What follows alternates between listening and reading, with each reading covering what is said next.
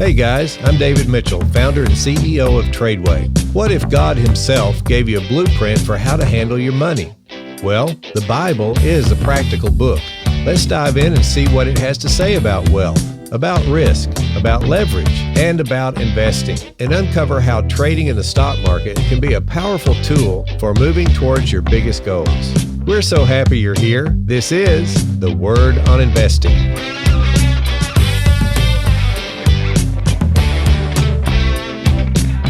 Hey guys, we're so excited to be hosting our first live event in over a year in Dallas, Texas on June 24th through 26th. To mark the occasion, we're going to be bringing you some very special guests to help us cover the changing markets of real estate investing, tax and asset protection, and of course, your favorite stock trading system with TRADEway's team. You know, proper diversification is a biblical principle. Scripture teaches us we need to be diversified. If you've been curious about what's happening in the world with our real estate markets and wondering if there's potential there, well, we have the answer. Yes, you just need skill sets, which is why we're bringing our friends from Pip's Path to Property. They have over a decade of experience mentoring over 40,000 students in 18 countries on how to wisely invest in real estate. Plus, we'll have some tax and asset protection folks there with us too from Prime Corporate Services. They'll show you how to protect your hard-earned money. You don't want to miss this opportunity to prepare your family by having multiple streams of income and protecting those streams of income. We'll answer all your questions and be there to support you every step of the way. So join us in Dallas, June 24th through 26th. For just $97, you and your family can attend, and we know you'll love it. But if you decide, you know what, this just isn't for me, we offer a full money-back guarantee. To register, go to TRADEway.com. That's TRADEway.com or call 877-907-TRADE. That's 877-907-TRADE. Well, we have a special treat for you today. We've got a very special guest with us, Lisa Copeland. And guess what? She's going to be part of our special event coming up in Dallas, so you won't want to miss that. And if you attended our Word on Investing Summit back in April, you got to hear Lisa, but if you missed it, that's okay because you're going to hear from her today. So Lisa's a well-known international keynote speaker. She's a sales strategist. She's a real estate expert. She's a best-selling author. She's been featured in Bloomberg, the New York Times, the Wall Street Journal, Fox Business, and for you guys, The Street. So that's cool. That's the stock trading street, right? That's amazing. But anyway, she's dear friends with Sharon Lechter, one of our other guests that we had at the summit, if you remember that, if you guys were on there. And also really close friends with our great TRADEway speaker, Christy McLeod. And Christy and I go way back. And well, Lisa and Christy go way back too, and they're really close friends. And they've done a lot of work together and so forth. In fact, that's how I got to meet Lisa, was through Christy. And Lisa has some really powerful things to share with us today about what it takes to be an entrepreneur. And I think that's so important because in America, our educational system is not teaching us to be entrepreneurs anymore. So we kind of have to do it within our families and hear great people like Lisa. And that's why I wanted her to be on with us today. So let's get right to it. Lisa, welcome to the show. It's so great to have you with us today. Hello. Thank you. Hello, everybody. So, you know what? I want to just try to pull some of that wisdom out of your brain today, okay? And just share it. Hope I don't hurt you, but anyway, share it with all of our friends because you guys, listen, if you're thinking about becoming an entrepreneur and yet maybe you're a little fearful about it because that goes with it, doesn't it? Maybe you've been taught your whole life what you're supposed to seek, security and so forth, and yet you kind of understand God's law that he's flung out there in the universe. It's called the risk-return trade-off. You can't have any return without risk, and yet our whole society has taught us not to take any risk. It becomes a problem. We have to learn to think differently. And so, Lisa, as an entrepreneur, now you guys out there, you're already kind of, maybe some of you are entrepreneurs and some of you are thinking about it. And you're thinking about taking control of your own life and getting in that driver's seat, starting a company of your own or whatever. One thing that every entrepreneur faces is good old-fashioned entrepreneurial fear. All right. So, Lisa, what would you say about dealing with this when we find that we all of a sudden we deal with fear and adversity? You know, what can we do to handle those emotions? Yeah. Well, first of all, if you're not afraid, I would worry about you, right? You're either a sociopath or something, so, fear is natural, and fear is what God put inside of us to kind of put the brakes on things, right? To tell us not to drive 130 miles an hour, and so, danger is real, right? Your house is burning down, and fear is a choice. And I read a really great article several years ago in Psychology Today, and it said 98% of what we fear never materializes. So we can engulf ourselves so much in fear that it'll paralyze us and stop us. And it does it with so many entrepreneurs that I work with in my coaching business, or that I go and I speak to the companies, and so everybody wants to come up with, well, how do I quit fear? Or how do I stop fear? Or how do I push through fear? And I'm going to tell you, the fear is real. It's a choice, but it's something that God put inside of us. So my mantra is just to do it scared. That's right. Well, I've heard you talk about this, the difference between adversity and setbacks. Talk about that a second. Yeah. So, adversity is something that goes on and on and on, right? You might be in adverse and things that sometimes you don't have any control over. I think about the stock market. There are times in the trading cycles or times in the year that we have adverse conditions, sell-offs, things that we don't have any control of, right? Nothing we can stop, nothing we can worry about. You just have to kind of roll with the punches and roll through it. A pandemic, like I didn't cause the pandemic, you didn't cause the pandemic. There's nothing we can do about it but push through it and the best we can. But then there's a setback. And to me, a setback is a one-time event. And I had a little setback about 10 weeks ago. I was out on our ranch, my husband and I, and we were riding around on our Polaris in the evening after we were assessing ice damage from the storm, the big storm that came through Texas. And our dogs were running in front of us, and my husband oversteered to miss hitting my dog, and we hit a tree head on. And so I broke my neck. I broke my arm. He got pretty banged up. I was in the hospital for 8 days, 2 surgeries. Like, it was nuts. And the whole time, I just sat there and I thought, well, here's a good setback for you, Lisa. Wow. But it's a mindset, right? Like, I could have gone into the adversity piece and gone, oh my God, this is going to last forever. My neck's never going to get better. My arm's never going to get better, blah, blah, blah. Or I could deal with it like I did. Wow, this is a setback. This really sucks because I've got so much business going on. How am I going to get through it, right? Dealing with it like it was a one-time occurrence, like it was not going to define my life, who I am or what I stand for, and then pushing through it from there. And I feel like so many entrepreneurs, when they have so that was a personal setback, right, for me, but it did affect my business. Let's be real. I'm a real estate agent. I've got a team of over 100 people. So, but in my mind, in my psyche, in the way that I presented it to people, it's like, hey, I've had a setback. It's going to take me a minute to get back up, dust off, and move forward. But just know I'm the same Lisa as I was before I hit the tree. And I've got the same mindset, and I've just got to work through some things versus saying, this has happened to me. I'm laying in bed. I'm never going to get through this. I quit.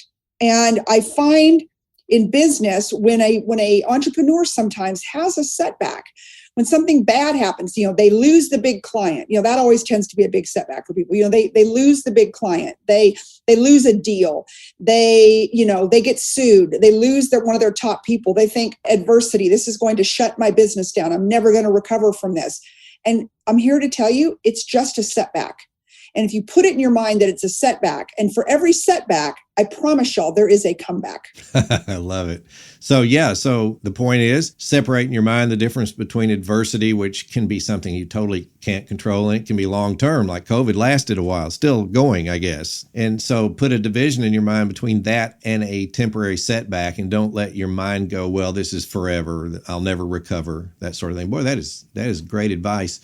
That's a great way to think all the time if we're entrepreneurial. Well, what do you think, like if you were just going to name one thing that is the best thing to guide an entrepreneur, what would you say it would be? To guide an entrepreneur, I would find an expert mentor. And that doesn't mean it's somebody that you meet with every Wednesday, right, in their living room. Okay, there's many different levels of mentors, but somebody you follow, somebody you trust in their advice, and you study it and you study them. I think about some of the people that I've studied over the years, and they don't even know I've studied them. They don't know me, but I would call them a mentor. I would call them somebody that is a trusted advisor. And then I would also tell you, if you're kind of new to the game, you need to hire a coach, somebody who has been there, done that, got the success, and maybe the t-shirt, but has the success behind them, because the money you invest in yourself, you will never go wrong. Yes.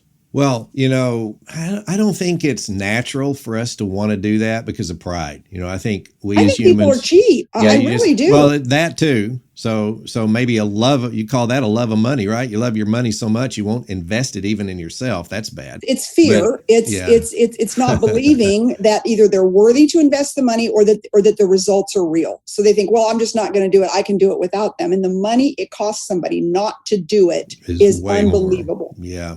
Well, the Bible says there's safety in the counsel of many. So God tells us right there that we should be having mentors and coaches. And that brings a thing to my mind, time compression. I mean, a coach can teach us in maybe 4 days something it took him 30 years to learn. Or she might have taken a whole lifetime to learn. They can teach it in 3 or 4 days sometimes, the skill sets. It may take longer than that to master it, obviously, but to get the skill sets, it really saves so much time. So that's true. Well, I've heard you speak before on purpose. How does that play a role? I mean, is that a motivational factor? It is number one. In every book I write, the first chapter is on purpose. Do Really? you believe that what you do matters? Because if you fundamentally don't believe that what you do matters, you can't sell it to someone else. And, I teach that to my real estate teams. Because a lot of them say, people have Zillow and they've got this and they've got that. And so they don't need me. Well, I just bought into the fact, Mary, that I don't need you because you just put it to the universe and you just told me. And then I go back and I explain to them their job and why it does matter and how a real estate agent is the quarterback for the team when it comes to financing, all the legal documents, everything, closing coordination, inspections, everything that is needed to successfully close the largest transaction of your life. And so if you are not bought into what you do or why what you do matters, I would recommend that you start there.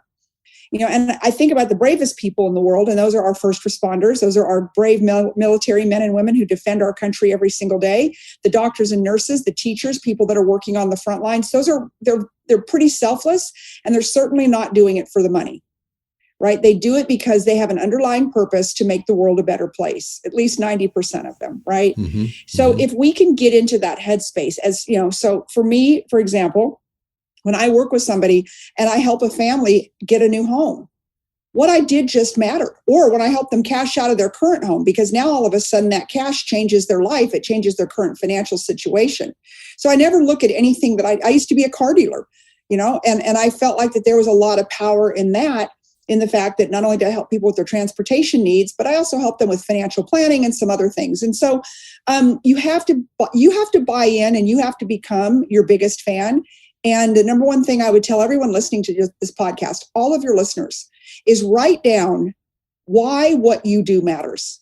Why do you get up in the morning? What is there? If you got up in the morning and you didn't get paid, like if money was a non-issue, what would you do? And start really diving into those questions, because that underlying purpose gets you out of bed on your darkest days. Yeah. Well, that's awesome. I tell you something I've thought about. Since our educational system sort of gets us to avoid risk and seek security, and it's all tied together. I mean, ultimately the government job, right? And I'm not against you guys if you have a government job, but I'm just saying nothing is really secure. It may seem secure, but it's not. So I think it's great to start to figure out, how can I do something entrepreneurial on the side while I do my job and start to build some residual income through this. And yet we don't feel like we have the skill sets for it. And, I remember this wonderful story in the scriptures about this widow. Her husband had died and left her in debt, and they were going to come take her sons away to pay for the debt. And the man of God comes in, and the first thing he asked her was, well, what do you have in your house? Well, she said nothing, but he persisted, and she realized she did have some things in her house, and these little pots that you could put oil in. And he said, well, you do. So you have that. So use that, and then go out and borrow some more from all your friends and bring them here. And then he performed a miracle, and the Lord multiplied the oil. She paid the debt off, and they were wealthy the rest of their lives. But at first she didn't think she had anything. And I've heard you teach on this before too, Lisa, where something along, I don't remember exactly how you worded it, but it was like, take inventory of stuff you already have, the skills and the gifts you already have. Talk to us about that a little bit, because I think people think they don't have the ability to do anything. You do. I mean, you can do real estate, you could do Wall Street, you could learn to trade, and you think you can't because you think you got to be a brain surgeon or a rocket scientist, and you don't. Talk about the inventory, like looking at what you already have. I mean, the main thing you want to do, when you step into your entrepreneurial journey is you want to take inventory of your strengths and of your weaknesses, and be honest with yourself about your weaknesses. Like, a weakness would be that you're not very good at paperwork. A weakness would be that you're not very good at accounting. That's fine. Hire a virtual assistant, hire an accountant, right? Your strength as an entrepreneur needs to be your passion and your willingness to learn. I think chapter 8 of my book, Crushing Mediocrity, it's to remain teachable. Are you always going to be a student? It's so easy to go and get on some Netflix bender or waste a lot of time when you could be, diving in and learning your craft, whether it's real estate or investing or banking or whatever it is, mortgages, and getting in there and becoming the authority, becoming that expert. And most people in today's age, I don't know about you, but I haven't been to college in 40 years. Yeah. Hallelujah. We got over really, it. I trust me. Yeah. So I would say from the last 40 years, I have been self-taught. And in that 40 years, I was the number one car dealer in the world. I was a stockbroker. You'll like that. I had my Series 6, 63, and 7 because I owned an insurance company. I own a mortgage company. And now I'm in real estate. I didn't learn any of that in college. I was a fashion major in college. So I can tell you all about fabrics and garments. So everything I've done has been self-taught, but I felt like every time I stepped into those fields or took that journey, that I was passionate about it. And the passion always came from, I knew I could help somebody be better. I knew that I was the best thing that ever happened to my clients. I knew that I would be the most well-read about what's going on. I knew that if I didn't know the answer, I would go find it. I knew I would take care of my clients with integrity. And so those were my purpose. Those were my motivators. That's really all I ever had to tell people. And that's all any of you have to tell people. People don't care about what you know. They care about how much you care about them, about their success and their results. They don't really care if you've got a PhD from Harvard in stock trading. That doesn't matter. Mm-hmm. They want to know that you're well-studied, that you are current, and that if you don't know the answer to something, you'll find it. And that you have their best interest at heart and that you're full of integrity. I mean, period. Yeah, that's it. Well, I'm not going to count the years since I was in college, but it was in a different dispensation even. It's so long ago. But you're right. I ask people all the time, how many people do you know that went to college other than an engineer, a doctor, a lawyer, take anything else? And do people really make a lot of money doing what they majored in? And normally the answer is no. You never made any money doing that. But one thing, if you go to college, one great thing is if you learn how to learn, if you learn how to go find things. And I love what you just said that, you're self-taught really, basically, because I don't know if you ever did anything in the fashion business. I haven't heard you talk about that, but I bet. Yeah. So there you go. So you're self-taught on all the things that matter. My dad just told me I had to go to college. Exactly. Where else? Yeah, I was in that generation too. Exactly. Yeah. Well, that is so cool. So I've heard Dr. Myron Golden, my best bud, I've heard him teach about how easy you can actually learn when you think you can't learn anything. You may be at an age where you think, well, it's hard to learn now. No, it's not. It's really not. If you find something you're interested in, you will pick it up and you'll do really well. Well, let me ask you this. If you're just going to talk as an entrepreneur, how you can actually be successful. And I know that goes as a person too, but we're talking specifically about business. What are some key things that you think you just can't do without towards success in your entrepreneurial life? Number one is integrity. Starts with integrity. I would agree. You've got to do everything at the highest level for the right reasons. And that's where entrepreneurs sometimes fail because, they haven't made a paycheck in a while. So they lead their client down a bad path. And business won't honor that. God won't honor that. Nobody will. So it's integrity. Do what's right, even when nobody's watching. And really that's my standard answer to, admit when you make a mistake, fix it, do the right thing and move on. Because we all make mistakes, especially early in our entrepreneurial walk. I remember when I started my mortgage company 22 years ago, and one of the first mortgages I did, oh my gosh. So I had forgot to lock the loan. I don't know how it happened. We were just busy. It didn't matter. The market takes a turn on us. I had to bring $28,000 to closing for my client to be able to honor the rate because I had told the client I locked it, which I really did think I did. I mean, that Yeah. was like, it Yeah. wasn't a sham, but I missed it. Yeah. And, I could have busted out the loan. I could have just said, I can't honor this. I made a mistake, whatever. And I just felt like that, that was the right thing to do. I called the client up and the client's like, thank you. And I will tell you, I have probably done 25 loans, not just for that client. He was a surgeon here in town, but he owned an entire surgical practice. But I mean, I would have done it for anybody. No, it didn't matter what their job was. But I just say that to say there wasn't a doctor in his practice that needed a mortgage that he didn't walk him into my office. So I made that $28,000 at 10x. Of course you did. Right. Yeah. But at the time it was scary. I was pretty new, it took just about everything I had in my corporate bank account to be able to do it, but it was the right thing to do. And I slept better and God honored it. And so did my client. Now he expected me to live up to it and I don't blame him. The market had swung that much and he and I had a deal. But so it's just how you honor your deals. And it's just how you are perceived as being somebody of integrity. Well, and we know what the Lord says about that. You treat other people right. And he says, then other men will bring, blessings to you. And that's exactly how it works. And so many people miss that in business, though. They somehow think business is different, and it's not. It's life. It's just part of our life, and we have to treat others as we want them to treat us in the business world as well. And God does honor that, Lisa. I appreciate you saying that, because a lot of people, some people don't believe it, but some people just don't know it, and it's sad. I think a lot of people know it. They're just, they don't fear it. Like they don't fear God. Mm-hmm. There isn't enough in their soul that they think, they lack faith. Mm-hmm. They lack reverence. There's a lot of things, but I will tell you, my whole God walk, my husband and I were both saved about 30 years ago. Mm-hmm. And ever since then, like once I accepted the Holy Spirit, it's like my whole perspective changed. And I don't fear what happens on earth. I fear what happens in the heavenlies. Just like when I wrote that $28,000 check, and I just remember praying, I'm just like, God, this could wipe me out, or if I don't do another loan, or if this person decides, now this is before social media and reviews and all of that. But if this person decides to tell everybody in town I'm the worst human in the world because I made a mistake.